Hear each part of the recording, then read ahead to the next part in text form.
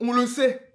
On le sait que vous voulez pas voir Arsenal champion. Mais faites un peu semblant la première ligue. Regardez-moi ce match tout corrupt. Tout corrupt. Corruption! Trois situations à 0-0 entre Brentford et Manchester City. La première situation, regardez Kevin Schade, il part parfaitement dans la profondeur. Regardez l'intervention de Matheus Nunes. Et là, ils ont osé dire qu'il n'y a absolument rien du tout. Il prend tout sauf le ballon. Il pousse le joueur. Rien du tout. Deuxième situation. Regardez ce geste d'humeur de Bernardo Silva. Carton jaune, coup de poing dans la jambe. Je suis sûr, je suis prêt à jurer que ce serait un genre de Arsenal. Il serait déjà loin du stade. Carton rouge, mais rougeâtre. Rougeâtre. Et là, cerise sur le gâteau. Toutes ces situations, elles se sont passées à 0-0. Cerise sur le gâteau. Regardez ça. Lancé à pleine vitesse Kevin Schade encore une fois. Matheus Nunes encore une fois. Toujours sur la scène de crime. Qui le pousse dans le dos. Rien. Pas de penalty. Même pas de visionnage du VAR. Mais en fait, on le sait que vous voulez pas voir Arsenal champion. Mais les gars, la corruption ne se cache même plus. En fait, on est gêné devant tout ça. Mais c'est pas grave, que vous le vouliez ou non, que vous fassiez tout ce que vous voulez ou non, le complot va se terminer. Arsenal sera champion, que vous le vouliez ou non, parce qu'il y a une justice. Il y a une justice. Sans lui, cette semaine, City aurait déjà lâché la course au titre. Sans lui, cette semaine, Arsenal aurait déjà été sacré champion de Première Ligue. Sans Doku. Parce que actuellement, la course au titre en Première Ligue côté Manchester City, elle se joue seulement entre ses mains. C'est seulement entre ses pieds en fait que ça se passe.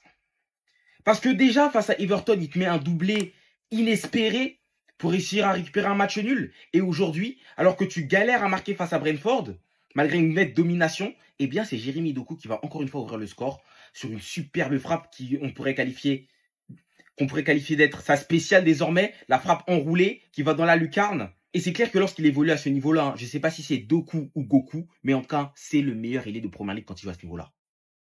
Et si il arrive à maintenir ce genre de statistiques qui tient depuis son retour de trêve internationale avec soit un but ou une passe sur chaque match, en plus de sa qualité de déstabilisation, mais croyez-moi que là, on est sur un phénomène. Et le phénomène qu'on connaît depuis longtemps, parce que du coup, on connaît ses qualités et on attendait juste qu'il commence à être décisif. Et là, sur ce dernier mois, il est plus que décisif, puisqu'il est à quasiment tous les matchs. Le seul match où il n'a pas été, c'était face à Arsenal, et il était super fort face à Arsenal. Grâce à lui, en tout cas, Manchester City va remporter ce match 3-0 parce qu'il va débloquer le compteur. Et à la suite de ça, Haaland va marquer, puis Marmouche en fin de match. Et le but de Marmouche va être super important puisqu'on sait que cette course au titre va potentiellement se jouer à la différence de but. Et ce but-là, il est plus qu'important parce qu'avec ce 3-0, Manchester City réduit son gap avec Arsenal. Matheus Nunes, aujourd'hui, il m'a donné des sueurs froides. J'ai bien cru qu'il allait se faire expulser à 2 reprises. Waouh. On avait besoin de cette victoire, elle est capitale. Manchester City s'impose sur le sort de 3-0 face à Brentford. Un match exceptionnel, un match stratosphérique de Jérémy Doku. Il a été plus qu'impactant, ça a été l'homme de la situation. Dans lui, c'était clairement pas le même match. On a eu une première mi-temps qui était assez compliquée. Franchement, je me suis demandé si on allait s'imposer dans ce match et au final, en deuxième mi-temps, gros sursaut. Ça se finit sur le score de 3-0 quand même. Ce soir, globalement, on fait un bon match. Pas exceptionnel non plus, mais dans l'ensemble, ça reste un bon match. Et c'est une victoire. Haaland a été décisif ce soir, il a marqué. Il a également délivré une passe décisive sur Marmouche en toute fin de match. Marmouche, je pense qu'il en avait besoin. C'est des buts intéressants et bons pour la confiance. J'espère que cette entrée en matière lui permettra d'avoir un peu plus de temps de jeu. On parle des bonnes choses, mais aussi il faut parler aussi des mauvaises choses dans ce match. Pour moi, Reinders, c'est juste pas possible. J'étais déjà pas dans ce train. Ce soir, j'ai encore trouvé en dessous. Quand on me dit et quand j'entends que ça devrait être le remplaçant parfait pour Bernardo Silva, avec tout le respect, c'est trop en dessous. Les gars, il fait défensivement, c'est léger. C'est beaucoup trop léger. Ce soir, on n'avait pas de 6, on l'a senti. Les gars, même offensivement, c'est pas bon. Il va aller chercher des frappes où il faut pas. Il va toujours... En fait, le problème, c'est que vu qu'il manque de temps de jeu, quand on le fait jouer, il veut absolument stater. C'est pas de ça dont on a besoin et c'est pas pour ça qu'il a été recruté. Ensuite, on va venir sur le cas Semenyo. Semenyo, c'est compliqué. C'est vraiment compliqué. Là, ça fait quelques matchs où... en fait, il est dans un RP nonchalant. Il joue... Je comprends pas, en fait. On a l'impression que le ballon, il est trop lourd à porter. Déjà qu'il a du mal, on dirait qu'il a du mal à se supporter lui-même. Mais en plus, quand il a le ballon, il a du mal à le porter. C'est vraiment pas beau. Balle au pied. C'est compliqué, il est trop en difficulté. En fait, c'est un poids pour l'équipe aujourd'hui. Et je vais terminer sur Nunes. On a eu de la chance. L'arbitre, il aurait pu être beaucoup plus sévère à 2 reprises. C'était limite. Et comme j'ai dit, je le disais justement à la mi-temps, c'était un Nunes aujourd'hui qui était débordé. Il a été plusieurs fois pris de vitesse. Et les 2 fois, comme je le dis, il aurait pu prendre peut-être pas un rouge, mais c'était limite. C'était limite. On a de la chance. L'arbitre n'a pas sifflé. Et ça passe pour cette fois. Dans tous les cas, retenons l'essentiel, c'est la victoire. Et ces 3 points qui nous permettent de revenir à 2 points d'Arsenal. Les gars, c'est pas terminé. On va maintenant espérer qu'Arsenal flop face à West Ham. Jérémy Doku, Jérémy Doku, pour Jérémy Doku, Jérémy Doku, Jérémy Doku. Je peux pas commencer le débrief d'une autre manière. En fait, il y avait vraiment que lui sur le terrain. Manchester City s'impose 3-0 contre Brentford pour cette 36e journée de Premier League. Ce qui devait ressembler à un match piège, un petit peu dans la même idée que ce qu'on a vécu contre Everton, s'est transformé en une démonstration à la fin du match. 3-0, c'est plutôt bien payé. C'est même très très bien payé. Le Belge là. Déjà qui nous a sauvés contre Everton, certes pas pour la victoire, mais égalisation à la dernière seconde, c'est lui aussi qui nous met un banger pour ouvrir le score, et bah il continue, c'est lui qui vient de chercher cette lunette, encore une fois j'ai l'impression qu'il met que les mêmes buts, dans un match qui commençait à sentir très mauvais, clairement le genre de match où tu n'arrives pas à marquer, où tu ultra domines, on est les professionnels pour faire ça, là y a pas de souci. Mais non, Jérémy Doku a choisi de nous faire vibrer, et vraiment je n'ai pas de mots pour décrire la prestation du Belge sur ce match. Donc en plus d'une victoire, on peaufine ce goal average avec ce +3, ça pareil, ça va peut-être faire la différence à la fin de la saison. Haaland qui nous marque un but, je sais pas comment, une talonnade un peu chelou. Les commentateurs ont dit à la sauce norvégienne. J'aime bien, je la pique, celle-là je l'aime bien. Mais de toute façon, dès que Jérémy Doku a marqué, ce match n'avait plus aucun sens. Déjà, le but d'Haaland, comme j'ai dit, il est vraiment très bizarre. Mais si on me dit que Savigno rentre, fait une passe parfaite au Norvégien qui décale son marmouche et qui vient mettre le 3-0, alors là... Déjà, Marmouche qui marque, c'est quand même une dinguerie. Mais alors, en plus, dans un match à enjeu et pas contre Newcastle, j'ai rien à dire. Donc désolé mes Gunners, on va continuer à vous embêter encore un petit peu. Force pour West Ham pour votre prochain match. En tout cas, on est juste derrière. On attend, on est juste derrière. Pour moi, le pire ailier à affronter sur un terrain de football, c'est pas Yamal, c'est pas Olysée, c'est pas Doué, c'est Jérémy Doku. Ah là là là là. Jérémy Doku, c'est le meilleur dribbleur sur le côté. Non, vous allez me dire, ouais, il est fou, il y a Yamal, il y a Olysée, il y a Gvara, il y a Doué. Mais je vous jure que Doku, c'est une singerie sur le côté. C'est juste lui, son problème, c'est les buts. Et encore là, il a 3 buts en une semaine.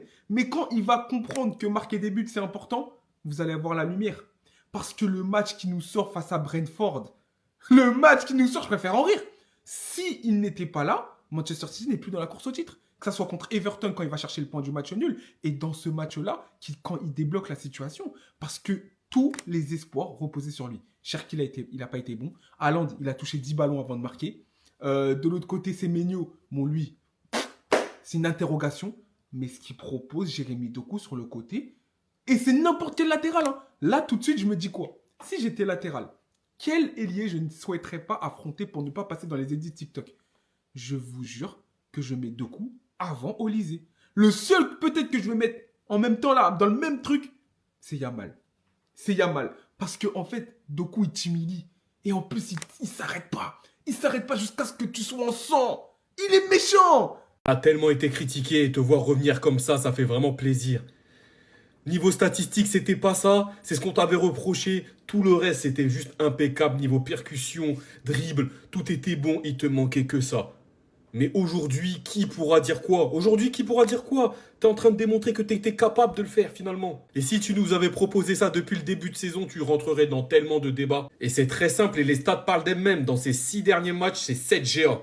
Tout simplement. Continue comme ça, il reste quelques matchs encore qui vont te permettre encore de gonfler ces statistiques-là. C'est ce qu'on va te souhaiter. Actuellement, vu les performances que tu réalises et cet impact que tu as dans le jeu, tu es juste un exemple pour tes coéquipiers. Parce que du début à la fin, jusqu'à ce que tu sortes du terrain, tu lâches rien, tu multiplies les efforts. Tu as reçu une ovation en sortant du stade. C'est pas pour rien, c'était amplement mérité. Merci encore pour cette prestation. Merci pour ce match, Jérémy.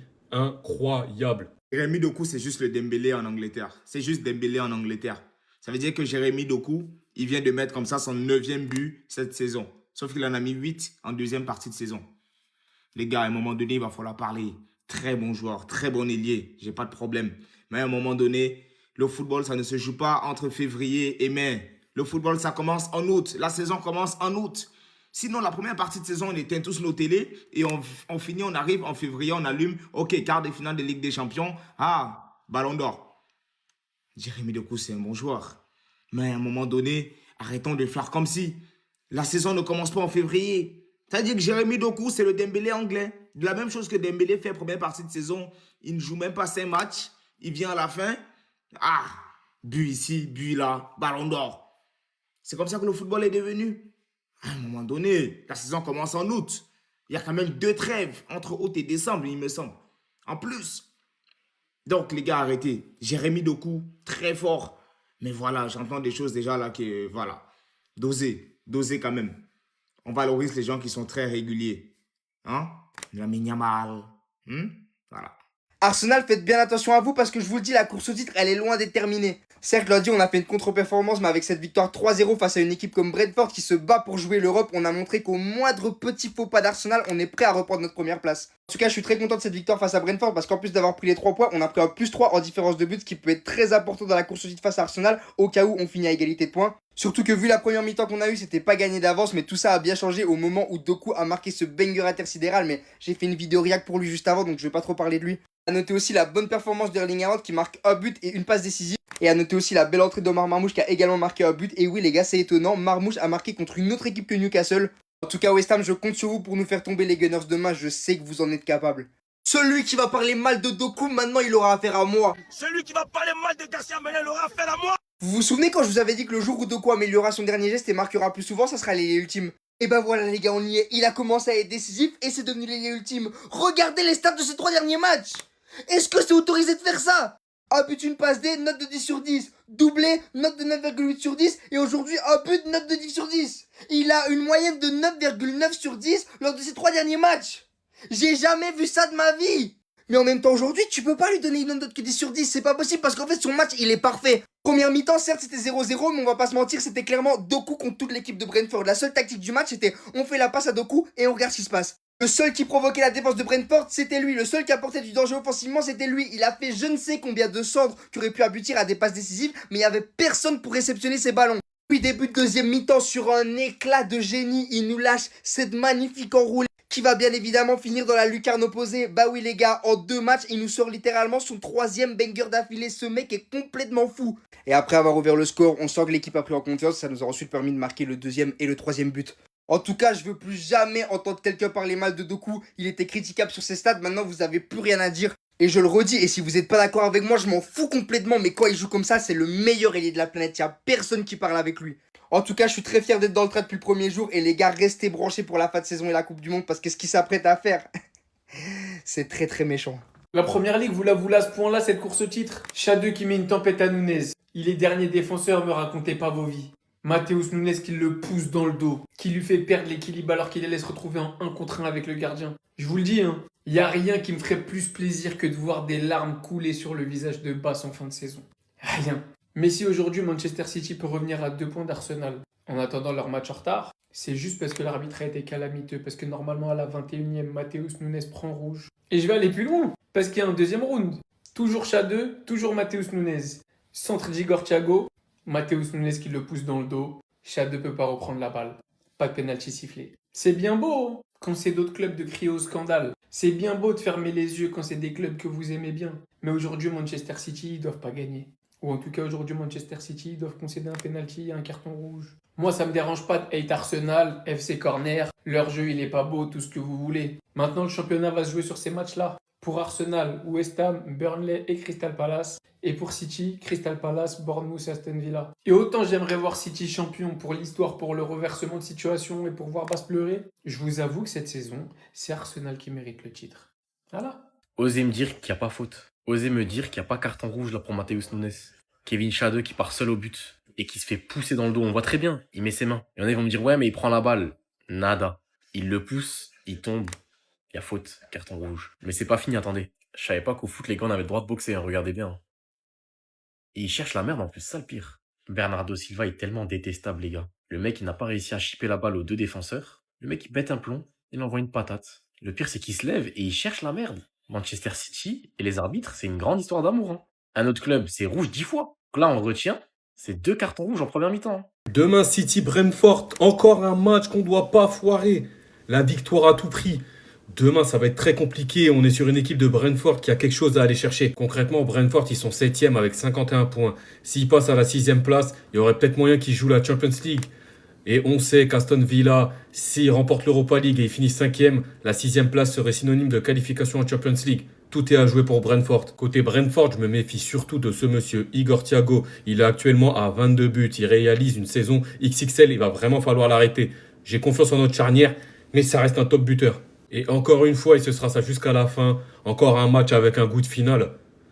Cette fois-ci, il va vraiment falloir mettre le paquet. On ne peut pas laisser passer, laisser filer des points comme on l'a fait face à Everton. Après, je pense que Pep est conscient de l'équipe qu'il va affronter et qui va nous sortir la meilleure des compos. En tout cas, je l'espère fortement. Concrètement, on va pas pouvoir se permettre les tests, faire rentrer des joueurs qui n'ont pas assez de temps de jeu, revenir sur des compos. Là, on n'a pas le temps. Il va falloir aller tout droit, faire ce qu'on sait faire de mieux avec la meilleure des compositions possible. Victoire 3-0 de City face à Brentford, mi-temps exécrable de la part de nos joueurs. Non, je rigole, j'ai pas vu le match. J'ai vu qu'en deuxième période, justement, Jérémy Doku a décidé d'allumer les fesses de Keller, ancien Reds. Ça s'est très bien passé. Avec un Omar Marmouche, j'ai fait une vidéo sur lui, bam, il marque. En fait, il suffit que je dise qu'il se barre du club pour qu'il puisse me scorer, ce mec. Puis Erling Haaland, encore une fois. Encore une fois. Là, on revient à 2 points, justement. Mais Arsenal joue demain face à West Ham. On va commencer la 8 Watch directement au suivant.